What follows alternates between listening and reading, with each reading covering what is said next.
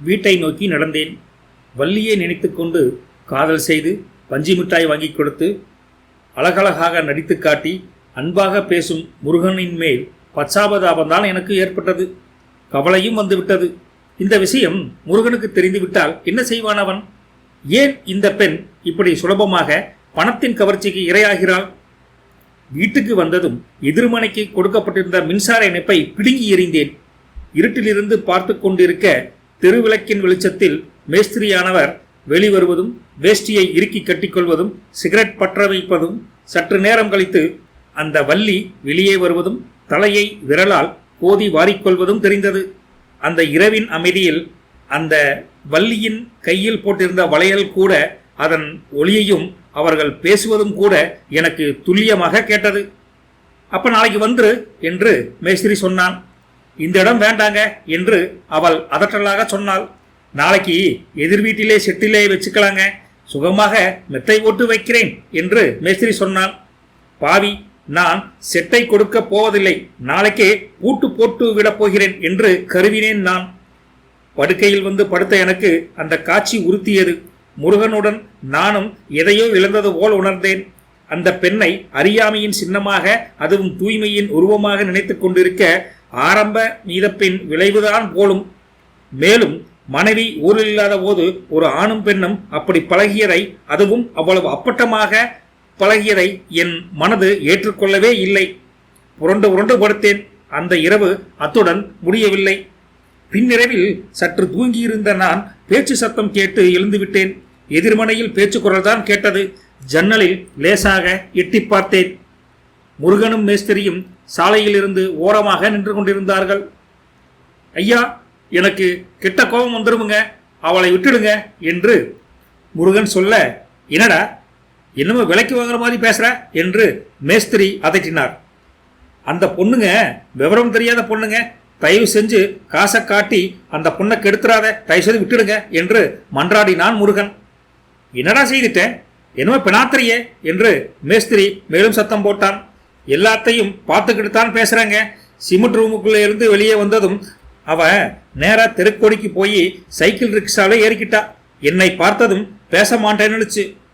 என்ன தங்கம் இப்படி செய்திட்டியே அப்படின்னு கேட்டதுக்கு, போடா போ சோமாரி பாயல, கூலி வேலை செய்கிற நீ என் கால் தூசுக்கு கூட போற மாட்டேன் அப்படின்னு என்னை திட்டுச்சு. நல்ல பொண்ணுங்க, எடுத்துட்டீங்க அப்படி என்று அவன் சொல்வதும், நல்ல பொண்ணா அவளா என்று மேஸ்திரி கேட்டதும், ஐயா ஐயா. அவன் கோபமானது அத்தனையும் அந்த ஐயாவில் அழுத்தியது எனக்கு கூட கேட்டது. இதுதான் கடைசி தடவை மேஸ்திரி, இனி நீ அவளை தொட்டு கொண்டே பேசிக் கொண்டிருந்தால் அப்புறம் என்ன நடக்கும்னு தான் சொல்ல முடியாது என்று மிரட்டும் துணையில் பேசினான் முருகன். என்னடா செஞ்சிருவேன், என்ன செஞ்சிருவேன், நான் காசு தர்றேன், தன்னால வர்றா, நீ வேணா போய் அவளை திருத்து. ஆமாம், நாளையிலிருந்து நீ கூலி வேலைக்கு வராத, அது எங்கிட்ட வராத. ஏய், என்ன தைரியம் இருந்தா என் சட்டையை பிடிப்ப, வெட்டி போட்டுருவேன் ஜாக்கிரத அப்படின்னு மேஸ்திரி மிரட்டுவதும் என் காதில் கேட்டது. ஏய் மேஸ்திரி, இன்னைக்கு ராத்திரிக்குள்ள திருத்தர்றேன்டா. மேஸ்திரி அவனிடமிருந்து பிடுங்கி கொண்டு பின்வாங்க முயல முருகன் அவனை துரத்தினான். அந்த தகர செட்டின் இருட்டுக்குள் ஓடினான். முருகன் அவனை தொடர்ந்தான். பலவித சாதனங்களும் உருளும் சத்தம் எனக்கு கேட்டது. மேஸ்திரி வெளிப்பட்டு அஸ்திவாரத்திற்கு வெட்டப்பட்ட பள்ளங்களை கடந்து ஓடினான். முருகனும் ஆவேசத்துடன் அவனை துரத்தினான். அப்புறம் அவர்கள் என் கண்ணில் தென்படவில்லை. மௌனம், இருட்டும் மட்டுமே எனக்கு தெரிந்தது. சற்று நேரம் என்ன செய்வதென்று புரியாமல் ஸ்தம்பித்து நின்று விட்டேன். நான் இருட்டில் என்ன நடக்கிறது என்று தெரியவில்லை. மண்மேடு மறைத்தது, சத்தமும் இல்லை. அதை தாண்டி பின்பக்கம் ஓடியிருப்பார்களோ என்று என் மனம் எண்ணியது. அந்த அமானுஷ்ய மௌனத்தின் பொறாமை, மிருகத்தனம், ஏன் மரணம் கூட இருந்ததா? என்ன செய்வது? போய் பார்க்க சற்று அச்சமாகவும் இருந்தது. இருந்தும் சும்மா இருக்க தோன்றவில்லை.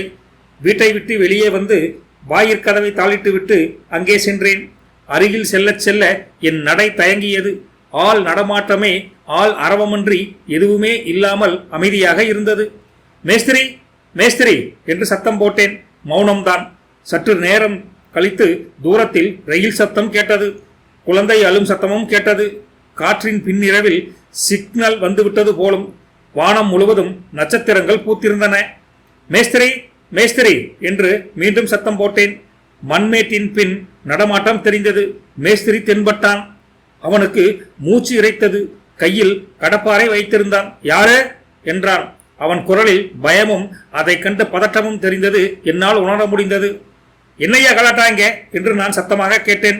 யாரு ஐயாங்களா? கடப்பாறையை கீழே போட்டான் அவன். என்ன ஒரே சத்தம், தூங்க விடாம? அப்படி என்று எரிச்சல் வருவது போல் கேட்டேன். ஒண்ணுமில்லைங்க, ஒரு கூலியால் வந்து தகராறு பண்ணான் என்றான் மேஸ்திரி. என்னையா தகராறு என்றேன் நான். ஐயோ, அதெல்லாம் உங்களுக்கு வேண்டாங்க, பொம்பளை சமாச்சாரங்க, எங்களுக்குள்ள ஏகப்பட்டது இருக்கும் என்றான் மேஸ்திரி. எங்கே அவன் என்றேன் நான். ஓடி போயிட்டாங்க, ஓடியே போயிட்டான். கடப்பாறையை காட்டியதும் ஒரே ஓட்டம். இனிமே இந்த பக்கம் தலை வச்சு படுக்க மாட்டான். நீங்க போங்க, போய் படுத்து தூங்குங்க. இனிமே சத்தம் வராதுங்க, மன்னிச்சுக்கோங்க, உங்க தூக்கத்தை கெடுத்துட்டேன். குடியிலே இருந்தான், ஓடியே போட்டான், இனிமே வரமாட்டான். நீங்க போய் படுத்துக்கோங்க, காலையில விவரமா சொல்றேன். மேஸ்திரியின் கை விரல்கள் நடுங்கிக் கொண்டே இருந்தன. சிகரெட்டை புஷ் புஷ் என்று ஊதி பாழாக்கி கொண்டே இருந்தான் அந்த மேஸ்திரி. நான் திரும்ப வீட்டுக்கு வந்து கதவை சாத்தும் வரை அங்கேயே நின்று கொண்டிருந்தான். கதவை மூடியதும் சன்னல் வழியாக பார்த்தேன். மேஸ்திரி மண்மேட்டை கடந்து இருட்டில் மறைந்தான். அந்த இருட்டில் என்ன நடந்தது என்று, அதாவது என்ன நடக்கிறது என்று கூட எனக்கு தெரியவில்லை. சற்று நேரம் நின்று திரும்பி படுத்தேன். காலையில் எழுந்திருக்க மிகவும் தாமதமாகிவிட்டது. எழுந்ததும் எதிரே பார்த்தேன். மிகவும் மும்முரமாக வேலையானது நடந்து கொண்டிருந்தது. ஆண்களும் பெண்களும் காங்கிரீட் கலக்கும் இயந்திரமும் சுறுசுறுப்பாக செயல்பட அஸ்திவாரம் போட ஆரம்பித்து விட்டார்கள். எனக்கு சரையல் என்று மேஸ்திரி சொன்னது ஞாபகத்துக்கு வந்தது. இன்னும் 4 நாட்களில் தான் அஸ்திவாரம் போடுவோம், அஸ்திவாரக்கல் வந்தால்தான் வேலையே என்று சொன்னதும் எனக்கு ஞாபகம் வந்தது. ஆனால் இதுவரை அவன் கேட்டளவு கல் வரவில்லை. ஆனால் அஸ்திவாரம் படப்படவென்று வேலை நடக்கிறதே. எதற்கு இத்தனை அவசரம்? அங்கே போய் பார்த்தால் மேஸ்திரி இன்று காலையிலே குளித்துவிட்டு மிகவும் சுத்தமாக இருந்தான். மலமளவன் ஆகட்டும், ஏன் லேட் பண்றீங்க என்று அதட்டி கொண்டிருந்தான் அவன். வள்ளி ஜல்லி கொட்டி கொண்டிருந்தாள். அவள் சேலை புதிதாக இருந்தது. அப்போ முருகன் என்று பார்த்தபோது அவனை காணவில்லை. முருகனை காணவில்லை. அந்த கூட்டத்தில் அவன் நிச்சயமாக இல்லை என்பது எனக்கு உறுதியாகப்பட்டது. இன்ஸ்பெக்டர் என்னை நேராக பார்த்தார். என்ன விஷயம் சொல்லுங்க என்றார். எப்படி ஆரம்பிப்பது, எப்படி சொல்வது? நான் 2 நாட்களாக நினைத்து பார்த்து முருகன் வருவானா என்று ஏங்கி அவன் வராமல் அந்த சாத்தியம், சந்தேகம் என் மனதில் வித்திலிருந்தே விரிவாகி பெரிதாகி பிரம்மாண்டமாகி என் நினைவுகள் அனைத்தையும் அந்த முருகனை ஆக்கிரமித்து கொண்டு அதை சொல்ல வேண்டிய கட்டாயம் ஏற்பட்டு சொல்லிவிட்டேன் இன்ஸ்பெக்டரிடம். ஒரு ஆளை கொன்னிருப்பான்னு நான் நினைக்கிறேன் சார் என்றேன் நான். இன்ஸ்பெக்டர் நிமிர்ந்தார். அப்படியா? உட்காருங்க, முதல்ல நீங்க யாருன்னு சொல்லுங்க. அந்த நோட்டை என்று கான்ஸ்டபிளை பார்த்தார். என் பேர் பூமிநாதனுங்க, ஒரு பிரைவேட் கம்பெனியில என்று என்னை பற்றி சொன்னேன். எங்க வீட்டுக்கு எதிர்த்தாப்புல புதிதாக வீடு கட்டிக்கிட்டு இருக்காங்க. அங்கே ஒரு மேஸ்திரிங்க, ஒரு கூலிக்கார பொண்ணு, ஒரு வாலிபன். நடந்ததை முழுவதுமாக சொன்னேன். அந்த இன்ஸ்பெக்டரோ சற்று நேரம் சும்மாதான் இருந்தார். பெருமூச்சு விட்டார். கொன்னுட்டான் எப்படி சொல்றீங்க? நீங்க எப்படி? ஏதும் பார்த்ததாக தெரியலையே என்று கேட்டார் அவர். 2 பேரும் சண்டை பிடித்து கொண்டு மண்மேட்டுக்கு பின்னாலே ஓடினாங்க சார். அப்புறம் மேஸ்திரி மட்டும்தான் தனியா வந்தான். கையில கூட கடப்பாறை இருந்துச்சு என்றேன் அந்த பூமிநாதன் ஆகிய நான். இவன் கடப்பாறை தூக்கி இருந்தா அவன் மம்முட்டியை தூக்கி இருப்பான். இந்த பொம்பளை தகராறு ரொம்ப சகஜங்க.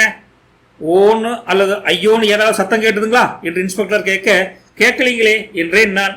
மனைக்கு பின்பக்கம் வழி இருக்குதுங்களா என்றார் இன்ஸ்பெக்டர். இருக்கலாம், சரியாக கவனிச்சதில்லை சார் என்றேன் நான். அந்த வழியா அவன் ஓடி இருக்கலாம் இல்லீங்களா என்றார் இன்ஸ்பெக்டர். அந்த சண்டையின் தீவிரத்தை பார்த்தா முருகன் துரத்திக்கிட்டு தான் போனானே தவிர ஓடறவனா தெரியலையே சார் என்றேன் நான். அவன் பேர் முருகனா என்றார் இன்ஸ்பெக்டர். இல்லை சார், அவன் பேர் தெரியாது. நான் அவனுக்கு பேர் வச்சதுதான் அந்த முருகன்கிற பேர் என்று சொன்னேன். அவர் என்னை ஒரு மாதிரியாக பார்த்தார். பின்பக்கமாக ஓடியிருப்பான் என்றார் அவர். அது மட்டும் இல்லைங்க, முதல் நாள் மேஸ்திரி வந்து எங்கிட்ட பேசிக்கிட்டு இருந்த போது அஸ்திவாரம் போட 4 நாள் ஆகும்னு சொன்னான். இது நடந்து மறுநாள் காலையிலேயே அஸ்திவாரம் போட ஆரம்பிச்சுட்டான், அதுவும் அவசரமாக என்றேன் நான். நீ என்ன சொல்றீங்க? சுத்தி வளைக்காதீங்க, நேரடியாக சொல்லுங்க என்றார் இன்ஸ்பெக்டர். சார், மேஸ்திரி அவரை அந்த மண்மேட்டுக்கு பின்னாலே மண்டையில அடிச்சு கொன்னுட்டு உடனே பாடியை உள்ளே போட்டு மண்ணை போட்டு மறைச்சிருக்கான். காலையிலே அஸ்திவாரம் கட்ட ஆரம்பிச்சுட்டாங்க என்று என் ஐயத்தை சொன்னேன். இன்ஸ்பெக்டர் சிரித்தார். ஒரு புது வீடு கட்டுறப்போ அஸ்திவாரம் போடுறத நீங்க கவனமா பார்த்ததில்லைன்னு எனக்கு தோணுது சார். குழிக்குள்ள இறங்கி கல்லா வைப்பாங்க. பாடியை உள்ளே போட்டு மண்ணை போட்டு மறைச்சிருந்தா நிச்சயம் அஸ்திவார கல்லு வைக்கிற போது அது தட்டுப்பட்டு இருக்குமே என்று ஐயத்தை கேட்டார் இன்ஸ்பெக்டர். புதைச்சிருந்தா சார் என்று கேட்டேன் நான். ஒண்டி ஆள், அதுவும் ஒத்த ஆள்னு சொல்றீங்க. அஸ்திவார குழியில இறங்கி அங்கே மறுபடியும் பள்ளம் தோண்டி முழு உடம்ப புதைச்சிருக்கான்னு சொல்றீங்களா அப்படி என்று இன்ஸ்பெக்டர் கேட்டார். அப்படித்தான் தோணுது சார் என்றேன் நான். பள்ளம் எவ்வளவு நெருக்கமா இருக்கும் தெரியுமா? அதுல ஒரு ஆள் இறங்கி அதிலும் மண்ணை தோண்டி மண்ணை அப்புறப்படுத்தி அந்த ஆழ குழிக்குள்ள அதை பணத்தை போட்டு மூடி பின்பு அது மேல அஸ்திவாரம் கட்டியிருக்கான்னு சொல்ல வரீங்க அப்படித்தானே என்றார் அவர். ஆமாம் சார், கண்டிப்பாக என்றேன் நான் தயக்கத்துடன். ரொம்ப ரொம்ப அசாத்தியம். சரிங்க சார், இப்போ என்ன செய்ய சொல்றீங்க? அஸ்திவாரத்தை இடிச்சு தோண்ட சொல்றீங்களா அப்படி என்று இன்ஸ்பெக்டர் கொஞ்சம் கோபமாகத்தான் கேட்டார். நான் சற்று ஆச்சரியப்பட்டு, சார் நான் சொன்னதை கொஞ்சம் விசாரிச்சு தான் பாருங்களேன் என்று ரெக்வஸ்ட் பண்ணினேன். அப்போ ஒன்று செய்யுங்க, உங்க கைப்பட விவரமா ஒரு கம்ப்ளைண்ட் எழுதி கொடுங்க என்றார் இன்ஸ்பெக்டர். நான் எழுதி கொடுக்கணுமா? இதுக்கு சார், சொன்னதே போதாதா என்று தயங்கினேன் நான். ஜகா வாங்குறீங்க பாத்தீங்களா, கேஸ் ரெஜிஸ்டர் பண்றதுக்கு எங்களுக்கு ஏதாவது ஆதாரம் வேண்டாங்களா? அதுதானே ப்ரொசீஜர் என்று கேட்டார் இன்ஸ்பெக்டர். நீங்க முதல்ல அந்த மேஸ்திரியை விசாரிக்கலாமே என்றேன் நான். என்ன விசாரிக்கிறது? ஏய்யா மேஸ்திரி, நீ ஒரு கூலிக்கார கொண்டுட்டியாமே, எதிர்த்து வீட்டுக்கார சொன்னாரே அப்படின்னு விசாரிக்க சொல்றீங்களா என்று இன்ஸ்பெக்டர் தடாலடியாக கேட்க, நீங்க பேசுறது அர்த்தம் இல்லாம இருக்கு சார். போலீஸ்காரங்க இவ்வளவு சிறுவிளைத்தனமா விசாரிக்க மாட்டாங்கன்னு நினைக்கிறேன் என்று மனதுக்குள் நினைத்துக் கொண்டேன். அட போயா, எதையோ தூக்க கலக்கத்தில் பார்த்துட்டு இங்கே என்னவோ கற்பனை பண்ணிக்கிட்டு ஸ்டேட்மெண்ட்டும் எழுதி கொடுக்க மாட்டேங்கிறீங்க. உங்க வார்த்தையை வச்சுக்கிட்டு நான் விசாரணையமாக்கும் என்று சற்று கோபமாகவும் கேட்டார் இன்ஸ்பெக்டர்.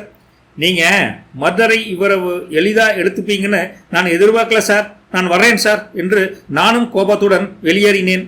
கொஞ்சம் இருங்க, ஏன் அவசரப்படுறீங்க? இருங்க நானும் வர்றேன். நீங்க சொன்னதுக்காக நான் அந்த மேஸ்திரியை விசாரிச்சு தானே ஆகணும்.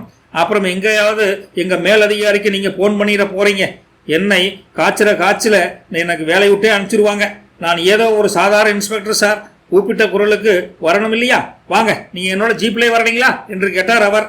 வேண்டாம் சார், ஜீப்லேயே நானும் வந்தா கம்ப்ளைண்ட் பண்ணது நான் தான் அந்த மேஸ்திரிக்கு தெரிஞ்சிடும் என்று சற்று பயத்தோடு சொன்னேன். பயப்படாதீங்க, வாங்க, உங்களை வேணா அந்த மூலையிலே இறக்கி விட்டுறோம், ஆளை காட்டுங்க போதும் என்றார் இன்ஸ்பெக்டர். எனக்கு வெட்கமாகத்தான் இருந்தது. உள்ளூர மேஸ்திரியிடம் நான் ஏன் பயப்படுகிறேன் என்று என் மனதும் தெரியாமல் குழம்பித்தான் போனது.